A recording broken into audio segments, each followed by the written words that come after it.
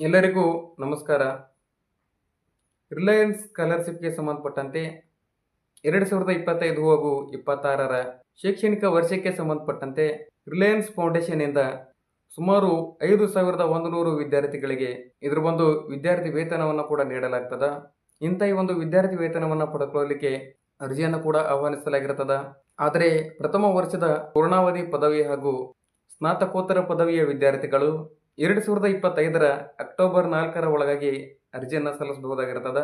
ಆದರೆ ಏನು 2022ನೇ ಇಸವಿಯಲ್ಲಿ ರಿಲಯನ್ಸ್ ಫೌಂಡೇಶನ್ ಅಧ್ಯಕ್ಷರಾದಂಥ ನೀತಾ ಅಂಬಾನಿಯವರು ಧೀರುಭಾಯಿ ಅಂಬಾನಿಯ 90ನೇ ವರ್ಷದ ವಾರ್ಷಿಕೋತ್ಸವ ಸಂದರ್ಭದಲ್ಲಿ ಕನಿಷ್ಠ 10 ವರ್ಷಗಳಲ್ಲಿ 50,000 ಜನಕ್ಕೆ ವಿದ್ಯಾರ್ಥಿ ವೇತನ ಕೂಡ ಘೋಷಿಸಲಾಗಿತ್ತು.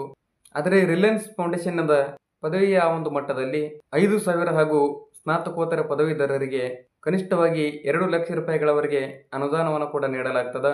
ಆದರೆ ವಿದ್ಯಾರ್ಥಿಗಳ ಆಯ್ಕೆಯು ಅವರ ಒಂದು ಶೈಕ್ಷಣಿಕ ಅರ್ಹತೆ ಹಾಗೂ ಆರ್ಥಿಕವಾದಂಥ ಒಂದು ಸ್ಥಿತಿಯನ್ನು ಕೂಡ ಆಧರಿಸಲಾಗ್ತದೆ.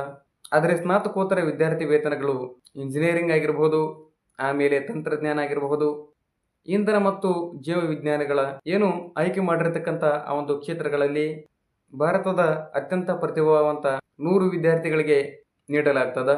ಆದರೆ ರಾಷ್ಟ್ರೀಯ ಅಭಿವೃದ್ಧಿ ಹಾಗೂ ಜಾಗತಿಕ ಪ್ರಗತಿಗೆ ನಿರ್ಣಾಯಕ ಕ್ಷೇತ್ರಗಳಲ್ಲಿ ಮುಂದುವರೆದಂಥ ಅಧ್ಯಯನ ಹಾಗೇನೆ ಅದರ ಒಂದು ಸಂಶೋಧನೆಗಾಗಿ ಆ ಒಂದು ವಿದ್ಯಾರ್ಥಿಗಳಿಗೆ ಕನಿಷ್ಠವಾಗಿ 6 ಲಕ್ಷ ರೂಪಾಯಿಗಳವರೆಗೆ ಅನುದಾನವನ್ನು ಕೂಡ ನೀಡಲಾಗ್ತದೆ.